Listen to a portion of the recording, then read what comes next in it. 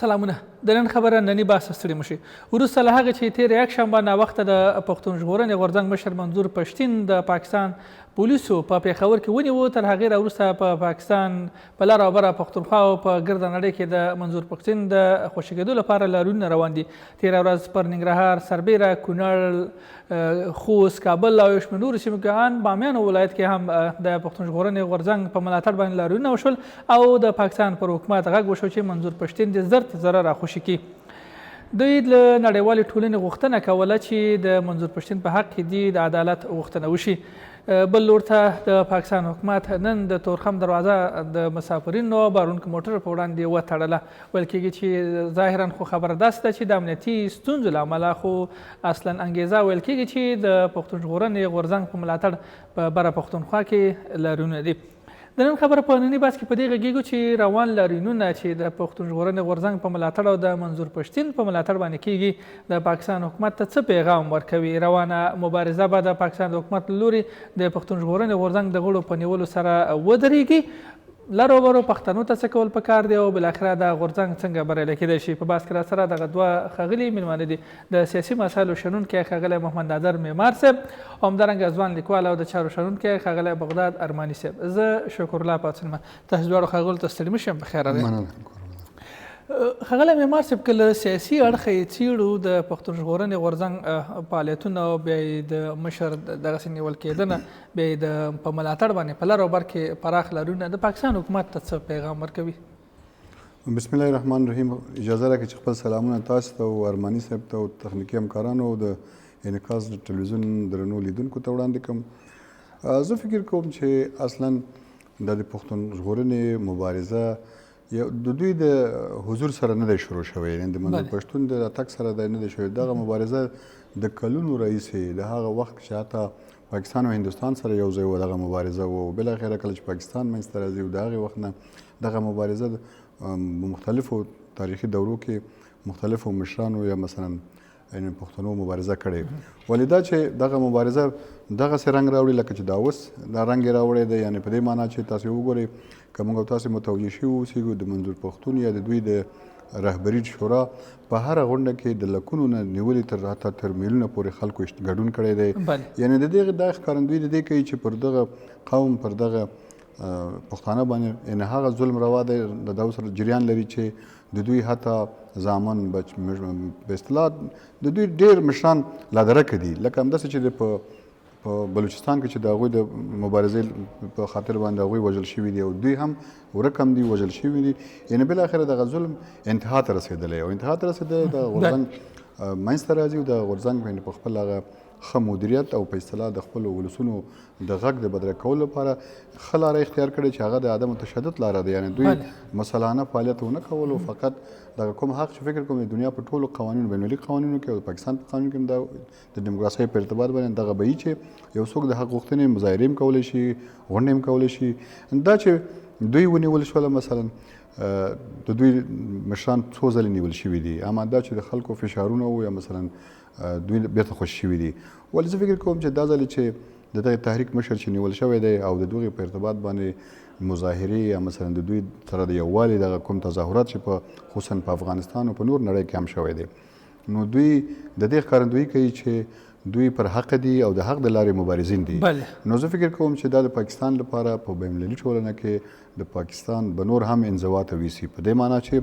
یعنې هلته انساني حقوق د قومونو حقوق د ملتونو حقوق ته درناوی نه کیږي، فقط د یو قوم په برتري سره نور اقلیتونه یا نور قومونه تر فشار لاندې دي. نو که دغه دوام وکړي زه فکر کوم چې د پاکستان د حکومت ته او د پاکستان خصوصا په نظامي ادارو ته چې دغه کار اکثره هغوی کوي، د پاکستاني استخبارات دوی کوي، دوی به ډېرې یېرې لري د دې نه چې که چېرې دغه غورځنګ قوي شي نو حتی د دې امکان شته چې دوی خپل لکه د بنګلادیش غوندې خپل ازادي خواته لاړ شي. چون په تاریخي مسایلو کې هم دغه شته، که چېرته دوی دغه قوم غواړي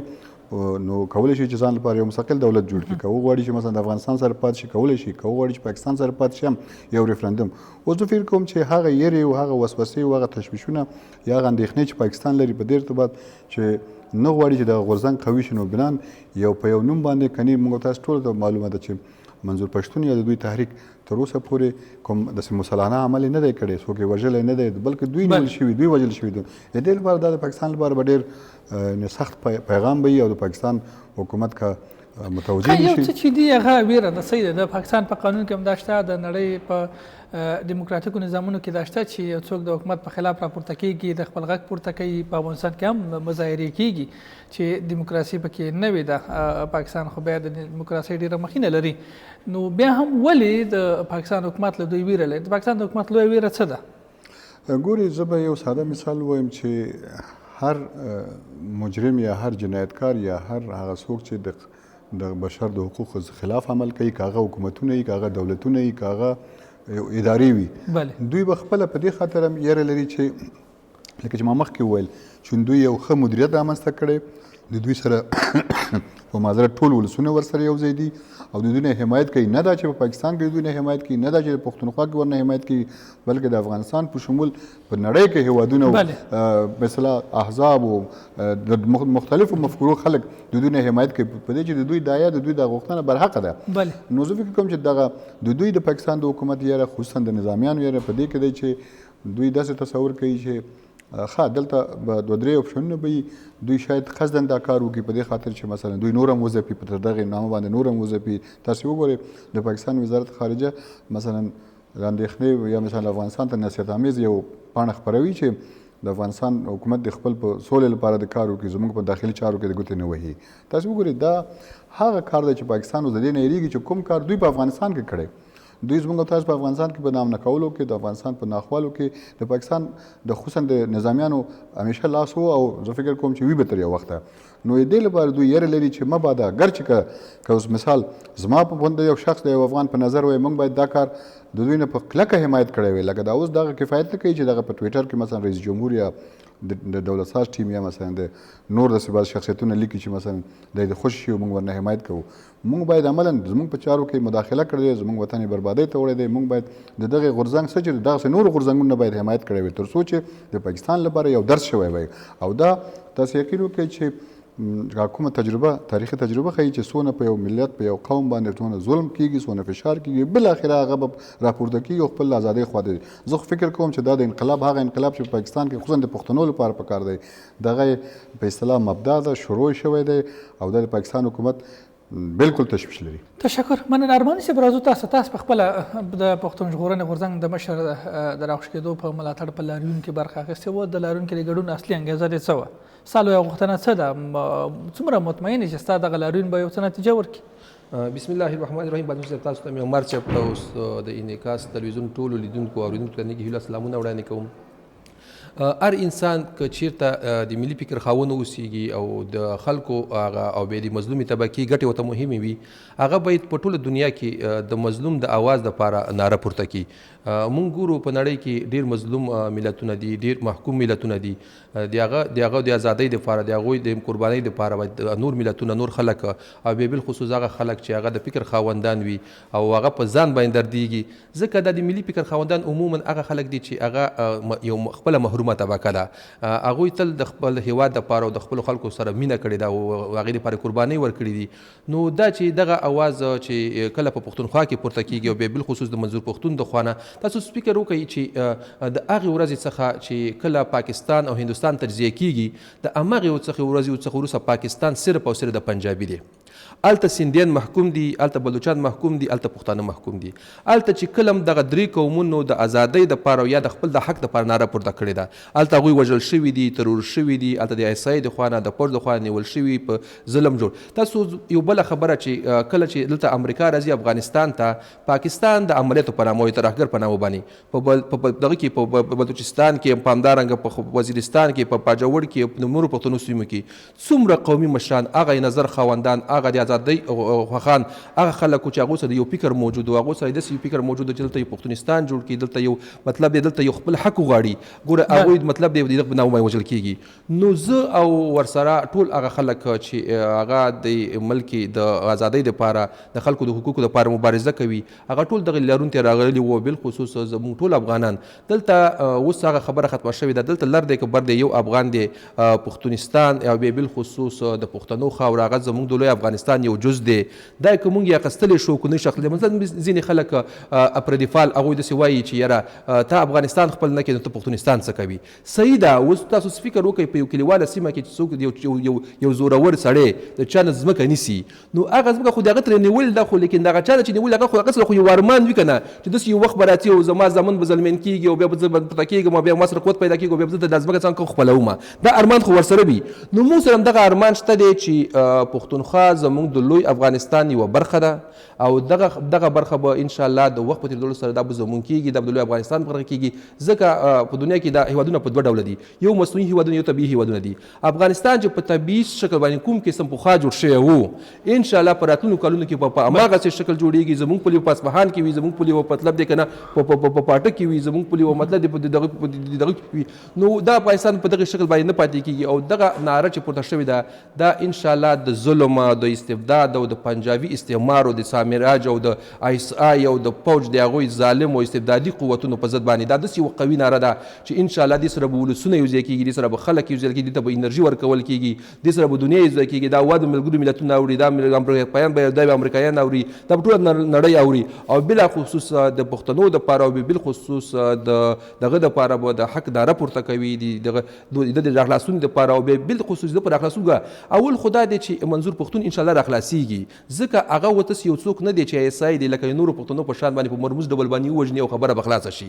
نه هغه اوس د ټولو خلکو آواز دی هغه د لرو برو پښتون آواز دی د په پلوي باندې په اروپا کې په امریکا کې په نوره نړۍ کې په سوونو په زرونو خلک راوتلي دي هغوی دا ناره پورته کړې ده همدا اوس هم په خپله باندې منظور پښتون هغسې سزاګانې چې پخوانۍ پښتنو ته ورکول کېدلې هغه سزاګانې دته نه ورکول کېږي بلکې دا په داسې یو شکل ساتل کېږي چې دا مطلب د هغوی په دې پوهېږي چې مطلب دی که چېرته دته موږ سزا ورکوو نو دغه آواز به چوپ کېږي نه بلکې د آواز به نور څه کېږي نور هم پورته کېږي بله تشکر په خپله دغه مبارزه ستا په خپل نظر چې د پاکستان کې د پښتنو د محکوم پښتنو د حقونو د اخیستل لپاره ده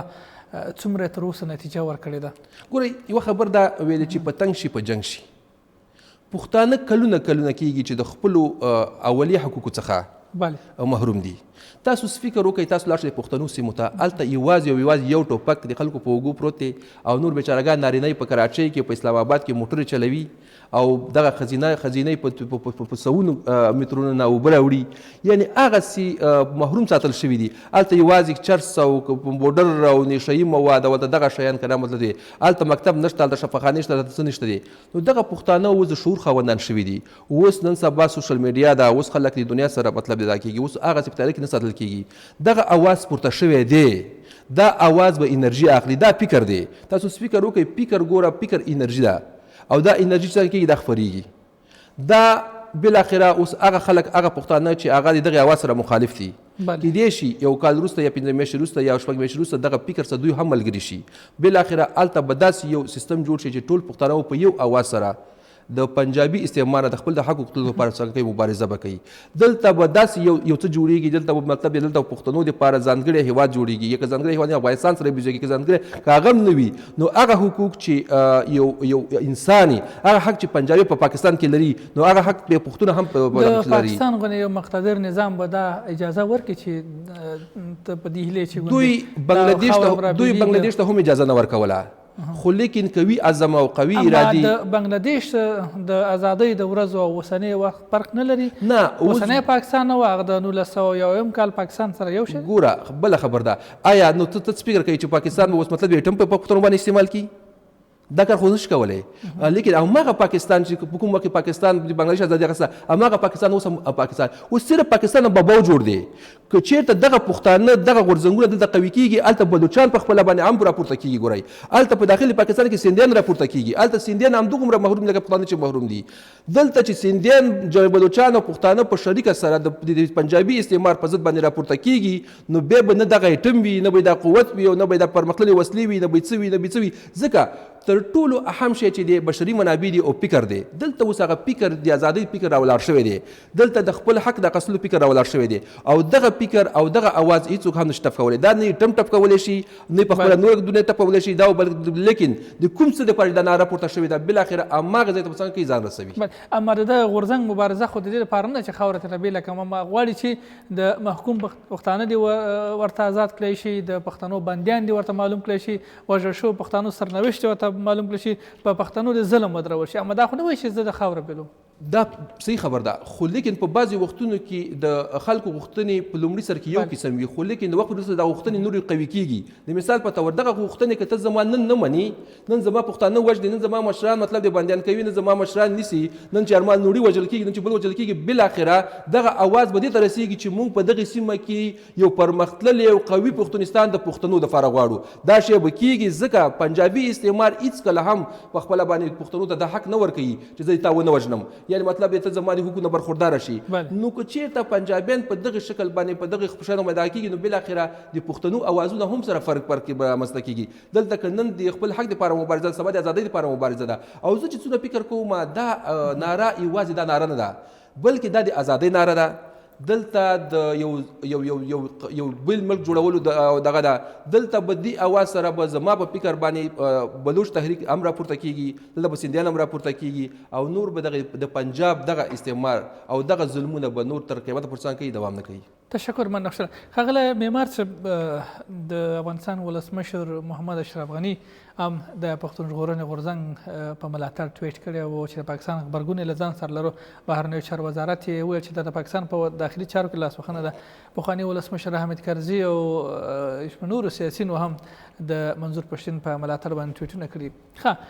اندې سیاسي اړو دلته که موږ ګورو، د افغانستان لپاره سرنوشت څه کیدای شي، د پاکستان لپاره پایله څه کیدای شي، یا په ګل کې د دغه دوو هیوادونو لپاره د دغسې یو تضاد شتون څه پایله لرلی شي؟ زه فکر کوم چې موږ افغانان د حکومت نه نیولې تر موږ او تاسو پورې موږ همیشه په داسې یو مفکوره باندې ژوند کړی چې د سولې فضا وي، ټول قومونه او ملتونه دې په خپل ژوند کې ازادي ولري. ولې دا چې د افغانستان ولسمشر داسې یو ټویټ کړی دی، زه د دې نه هم راضي نه یم. ما مخکې خبرو کې اشاره وکوله چې که جناب حامد کرزي دغسې یو کار کړی دی یا مثلا نور سیاسیون کړی دی، زه فکر کوم چې اوس د دې وخت را رسېدلی دی چې موږ د پاکستان خپله د هغو ورونو د هغو پښتنو ملاتړ وکړو، حمایت یې وکړو. تاسې وګورئ که د روسیې موضوع ته ورشو، د اوکراین مسله روسانو وویل مثلا کریمیا یې خپل ځان پورې مربوط کړ، په دې کړله چې دا د هغوی د نسل و، د هغوی په اصطلاح تاریخي څه هغوی سره لرله. کار څه مخالفتونه دي، جنګونه دي. ولې دا زه فکر کوم کافي نه دی. موږ اوس وخت د دې وخت را رسېدلی، کشکې دا کار باید مخکې شوی و. ما همیشه ویلی دی چې که چېرته یو څوک د زموږ او تاسې مخکنی ولسمشر یو ویشت ځلې پاکستان ته لاړه، د پاکستان نه د افغانستان د سولې په ارتباط کومک وغوښته، اما دوی صادقان نه وو، دوی خپل اهداف تعقیبوله. مثلا اوسنی ولسمشر هم کوشش کړی په دې ارتباط باندې، په مجموع کې حکومت یا ډېر کسان کوشش کړی چې د پاکستان هغه همکارۍ ترلاسه کړو تر څو چې افغانستان ته سوله راشي. ولې دلته خبره په دې کې ده چې دوی همیشه فریب کړی دی. موږ ته په کار و اصلا د هغو پښتنو حق دا و په موږ باندې چې هغه موږ سره بیل نه یو، پښتانه سره ټول لکه چې ارماني صاحب وویل چې دا د لوی افغانستان یوه برخه ده. نو موږ باید د دوی نه هغسې حمایت کړی وی چې دوی زموږ د په اصطلاح د وطن د بربادۍ حمایت وکولو. موږ باید دا کار کړی وی. ولې بیا هم په هر حال بیا هم ښه دی چې حد اقل یو غږ یې پورته کړله، یو ټویټ یې وکوله. ولې په کار دا ده چې موږ د پاکستان د دغې غورځنګ په دې چې دغه غورځنګ بقا د دغه غورځنګ چون دوی ناحقه نه دي، دوی برحقه دي، دوی ازادي غواړي، دوی خپل حقوق غواړي، دوی بې ځایه ځورېدل نه غواړي. مثلا لکه نور د نړۍ انسانان غواړي، دوی په هغه ملک کې خپله انساني ژوند غواړي چې لکه چې اشاره ورته وشوله چې حتی دوی د اوبو د سهولت نه په اصطلاح لرې پاتې دي، د بجلۍ د برق د سهولتونو نه یا د نورو بشري سهولتونه چې بشر په حق لري یا مثلا ضرورت ورته لري یا اولیه ضرورتونه دي، هغونه دوی محروم دي تر اوسه. نو دا د دې خپله ښکارندویي کوي چې دغه غورځنګ باید حمایت شي. دغه غورځنګ نه باید ما بېګا یو په سوشل میډیا کې یو ویډیو وکتله چې هغه مې فکر کوم بعض دوستانو ته م ولیږل. یوه ښځه بنګړی راوړی دی، هلته بنګړی ایښی وایي چې ټولو پښتنو باندې لر و بر ټولو غږ کوي چې که تاسو چېرته د دې په اصطلاح نور همت نه لرئ او جرأت نه لرئ نو دا بنګړی په لاس کوي. دا ګورې موږ لکه ملاله زموږ او تاسې ملاله د میوند چې زموږ هغه جنګونه فتح شوله، اوس کله چې زموږ د پښتنو ښځې دې ته حاضر شوي دي چې دوی د ازادۍ هیلې لري،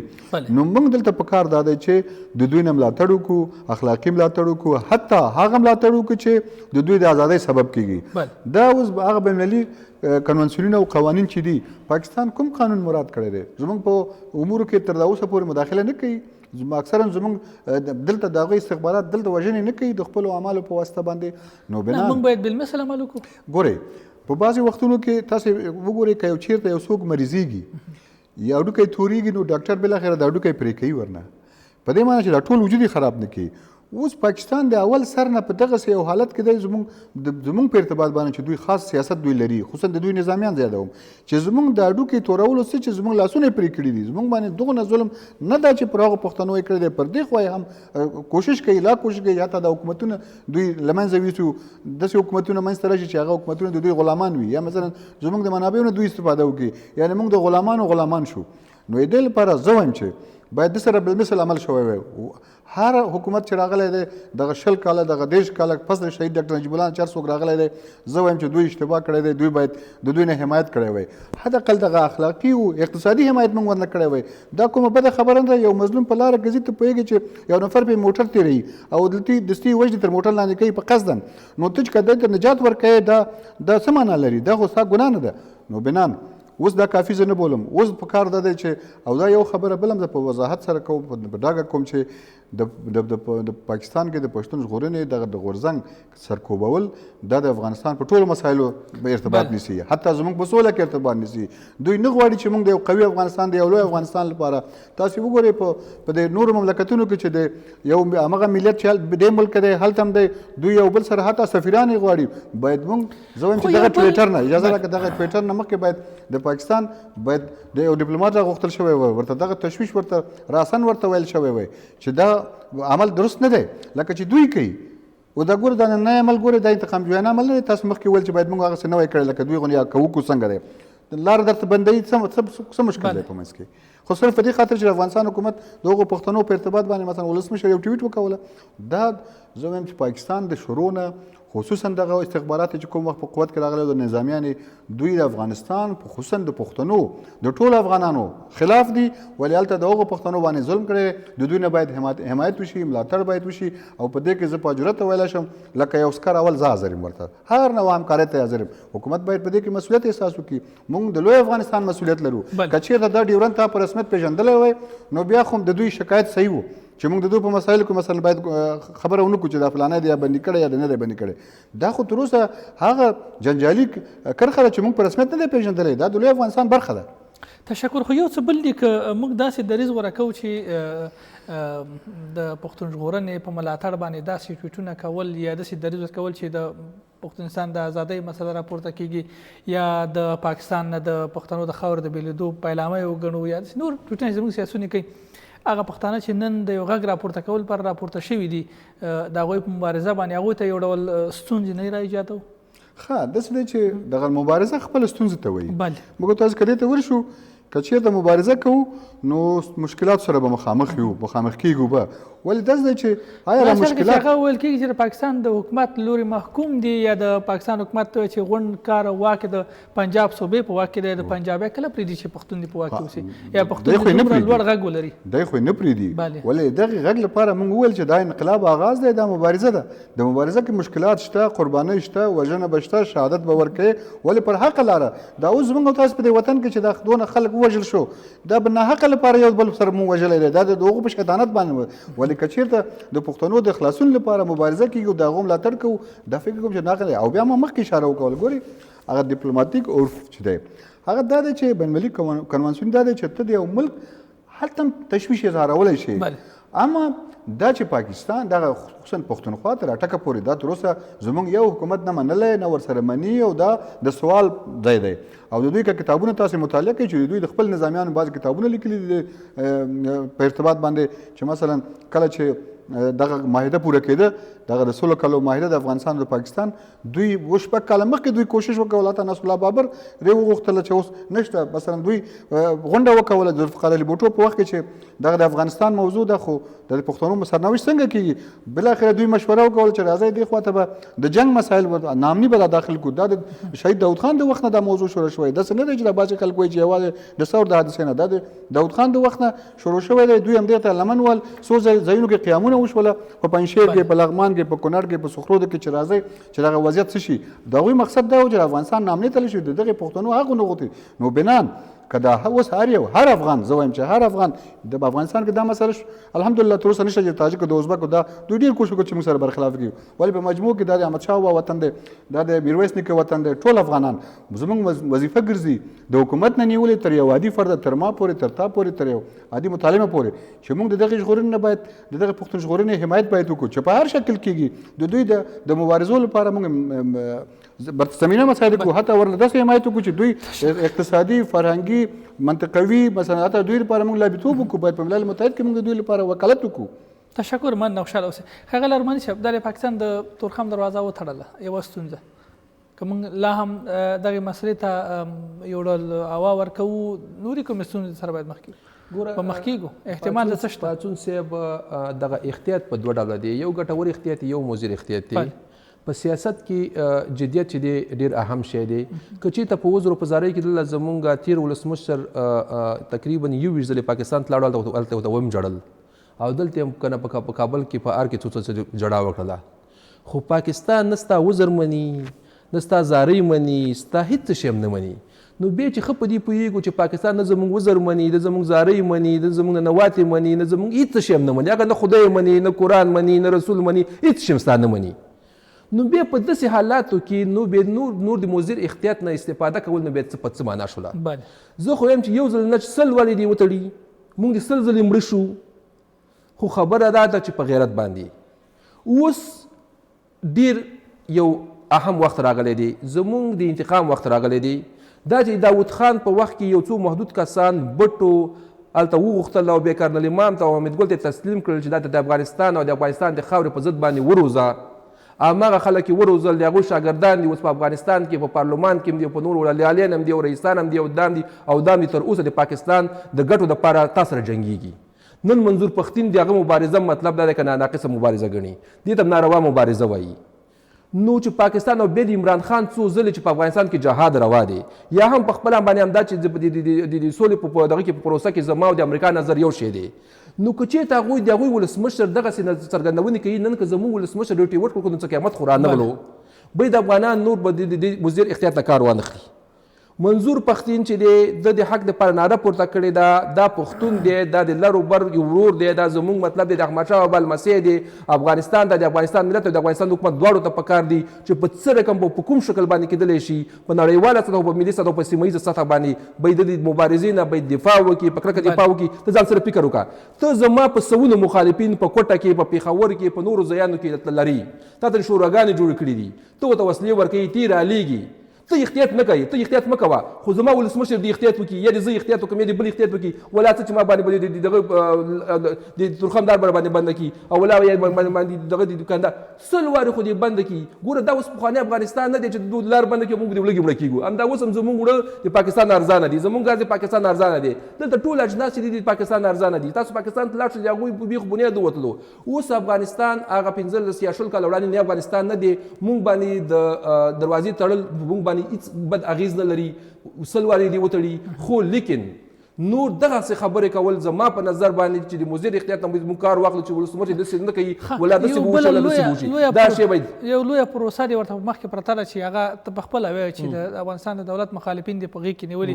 کوټه کې د بېله شورا ده پاکستان پېښور کې د بېله شورا ده په بل ځای کې د بېله شوراګانې ښه د سولې خبرې لا هم نتیجې ته نه دي رسېدلې که پاکستان په دغه مسله کې یو ډول د